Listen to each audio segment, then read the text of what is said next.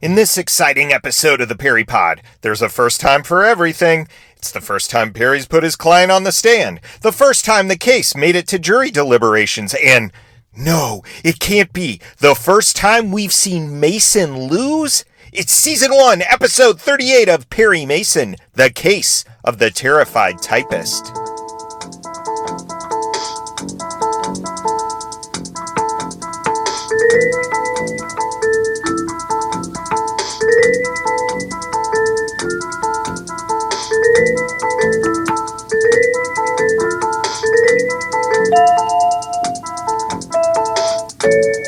Welcome to the Perry Pod. I'm your humble host, Jonathan Searcy, and my purpose here is pretty simple: provide an audio companion to the greatest legal drama in television history, Perry Mason.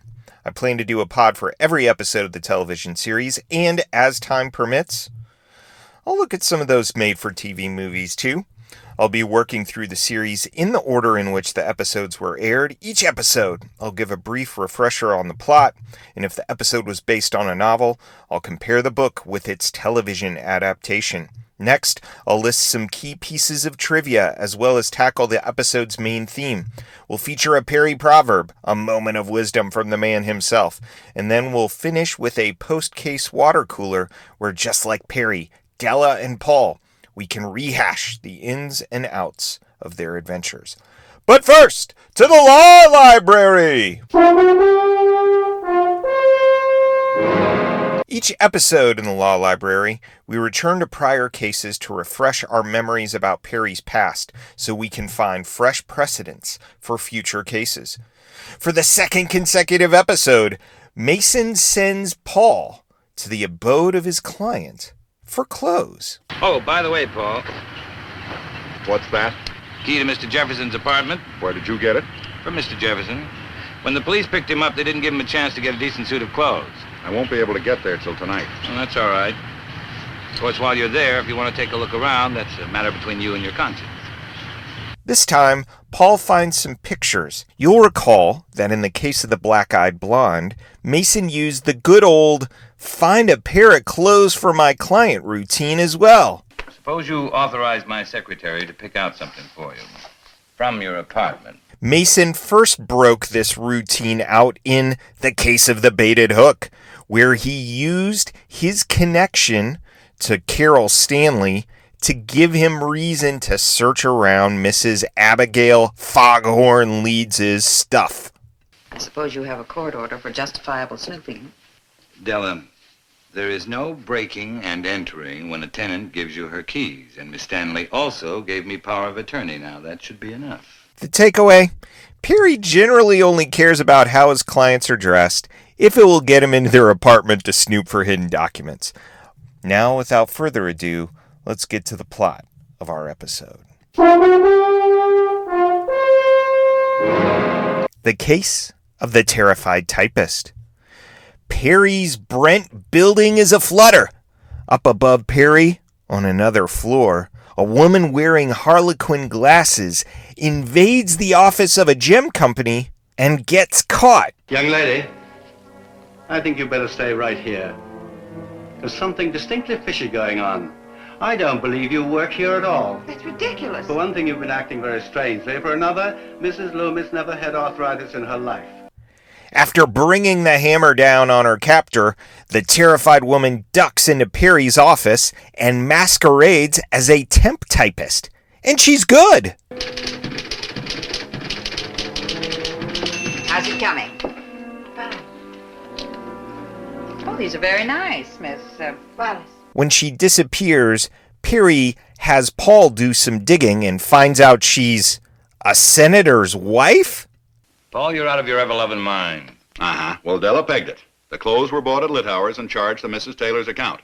I tell you, she is Senator Ralph Taylor's wife. It seems as though the senator's wife exchanged letters with one Dwayne Jefferson, an employee of the gem company, that included some cartoons and descriptions of her boss, now husband, Senator Taylor, that she would hate to get into the wrong hands. He's a dear, kind, and wonderful man, Mr. Mason, and I love him more than anything in the world, and I'd do anything to keep him hurting. Peary's got other things on his mind, though. That same Dwayne Jefferson is his client, who has been accused of murder when a wharf rat identifies him in a police lineup, and the gem company hires Mason to defend him. The victim? The same man who interrupted the Terrified Typist's ransacking of the gem company's office. The motive, according to the police? Smuggling. The state intends to prove that the defendant in this case, an employee of the South African Diamond Company, had reason to learn that a director of that company, George Baxter by name, was coming to this country with a large number of diamonds, worth approximately $500,000. What does Mr. Dwayne Jefferson have to say for himself? Not a whole lot, actually. There's nothing more you wish to add to that? Just that I'm innocent. As a consequence, Peary doesn't have a lot to say either, and his case is reduced to poking holes in the incriminating testimony of the wharf rat and a German housekeeper. When it's his turn to put on a case, Peary has two witnesses, including the defendant. You have heard the prosecution introduce witnesses from whose testimony this jury is expected to draw the inference that you were criminally responsible for the death of George Baxter. Now, is there anything you can say that will contradict that testimony? I can only say that it's completely false and that I'm innocent. His other witness, Patricia Taylor, the Terrified Typist herself. She doesn't really help Peary out the way he hoped. I was with him for about 15 minutes, but there was nothing romantic between us. I despise the ground he walks on, and I had the pleasure of telling him so. The jury brings in its verdict, and say it isn't so! We, the jury and panel to try the above entitled case, find the defendant guilty of murder in the first degree. Mason finally places a woman who's been on the edge of the trial and might give his client an alibi, visits Mr. Loomis, Jefferson's partner, and discovers that Dwayne Jefferson was stepping out with Loomis's wife? Cherchez la femme! Mr. Mason is being very direct, but what he implies is quite true. I'm sorry, but I have been seeing Dwayne. Once Mason leaves, we get the sense that Loomis was in on the shenanigans the whole time. So too with his wife. We're in the clear. A couple more hours and we'll be in Mexico, and all this rotten business will be behind us. Peary's not through, though. He and Paul track Loomis down to a seedy-looking mobile trailer, and Paul breaks out his patented fighting skills, and they rescue the real Dwayne Jefferson? Will Mr. Dwayne Jefferson please stand? Come forward, please. Wait a minute. Let's get this straight. Yep. Peary lost the case because the dude he was defending wasn't actually Dwayne Jefferson. Berger is bummed. He's going to have to try the case again. Poor Berger. All that work, and now Judge Hartley orders a new trial. Oh, he'll still wind up a hero if he doesn't forget to try the phony Dwayne Jefferson under his right name of James Kincaid. As for Peary, Paul, and Della, they're getting to hobnob with the political high and mighty. I wish to thank you for not exposing those cartoons in court. Stop. Pat and I would like you to come to dinner tonight. That's enough. Let's just hope none of them like to doodle.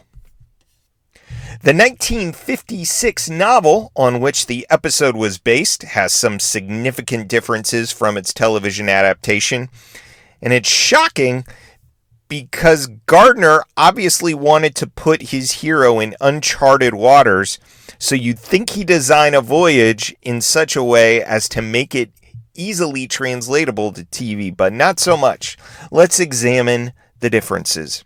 Number one, the Terrified Typist has completely different motives.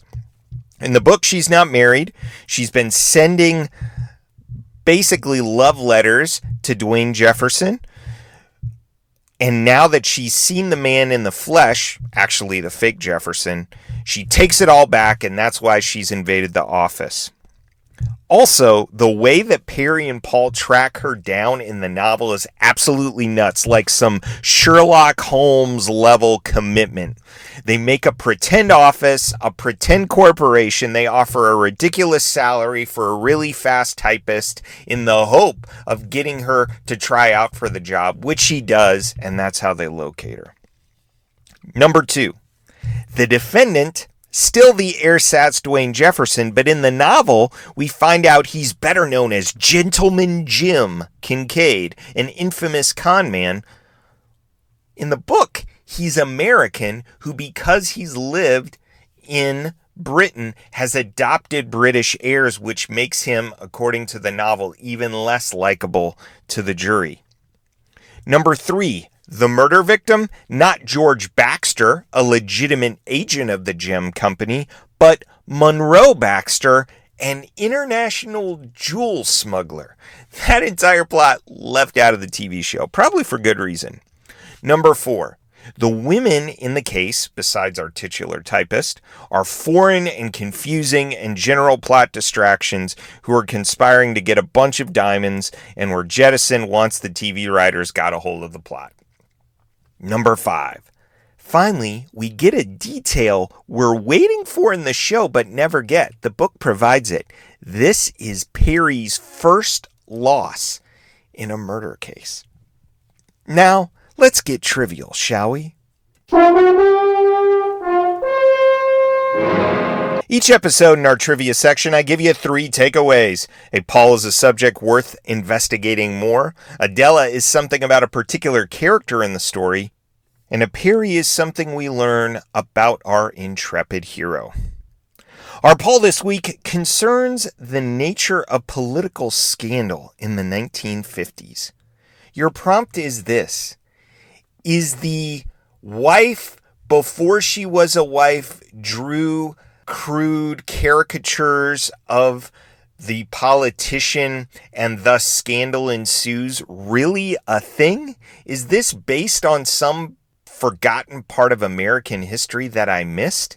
Or is this pure television poppycock?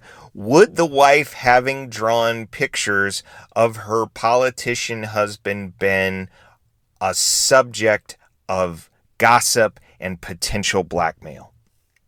Our Della this week is the terrified typist herself, Patricia Carter, played by Joanna Moore. Dwayne Jefferson, a diamond buyer residing at 3915 Quantico Street, was arrested last night for the murder of his business associate, George Baxter.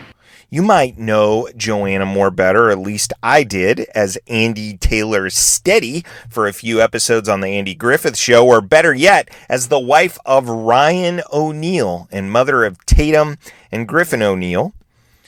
She had a life straight out of a Perry episode, quite like Carol Stanley, actually. Her parents were killed in a car wreck as a child. Mysterious parentage, and she was plucked out of Agnes Scott College in Decatur, Georgia, when she became a beauty queen and made her way to Hollywood. She married Ryan O'Neal in 1963. She had already had 2 other husbands.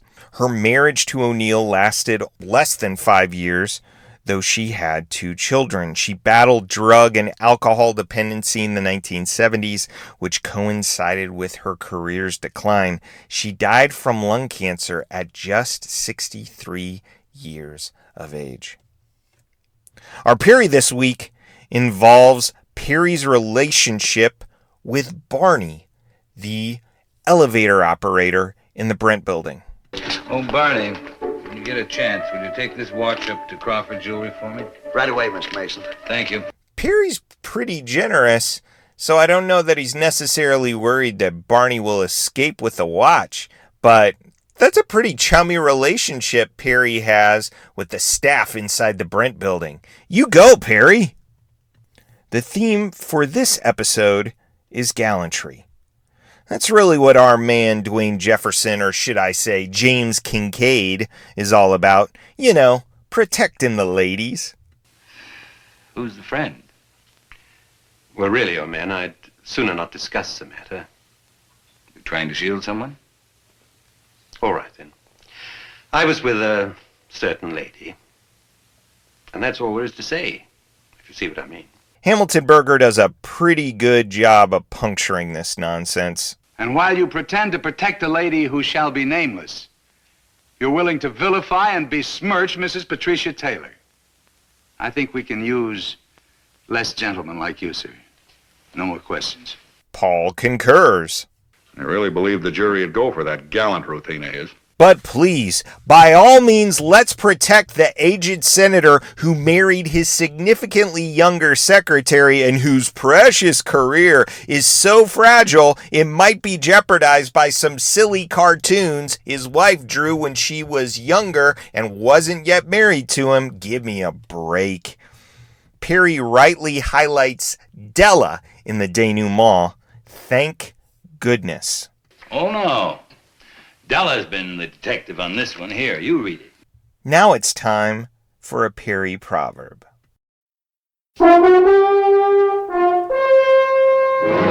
Perry doesn't typically like close-mouthed clients, but he's got a major corporation paying him $5,000 to go along with Dwayne Jefferson's patented recalcitrance.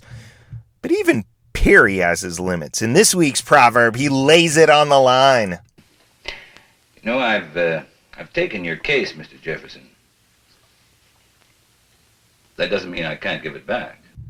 I like to imagine Perry pulling a Columbo routine here. He's going to be $5,000 richer no matter what, and he intuitively knows something is up. He's playing the long con. Just remember, ne'er-do-wells and gentlemen Jims, Perry doesn't need you. He'll sacrifice you to Lady Justice in a heartbeat. Now, let's grab a swig from the water cooler. Now, there is one thing I don't understand. Go on, Paul. A research prompt from our last episode involved Robert Bartlett, the deceased war hero whose picture graces the mantle of his widow, Norma. We asked, who is the actor whose photo stood for young Bartlett? I thought he looked like Gregory Walcott, best known to me as the lead in Ed Wood's Plan 9 from Outer Space. In reality, the actor was Don Anderson. Check out this guy, credited officially for appearing in 3 episodes of Perry Mason. According to IMDb, Mr. Anderson appeared in 120 episodes of the show, uncredited. So take a long look at that face. Robert Bartlett is dead, but Don Anderson, alive and kicking. As always, I'd love feedback about this particular episode or the podcast in general. Was there something about this episode that you'd like to comment on or something you'd like to correct?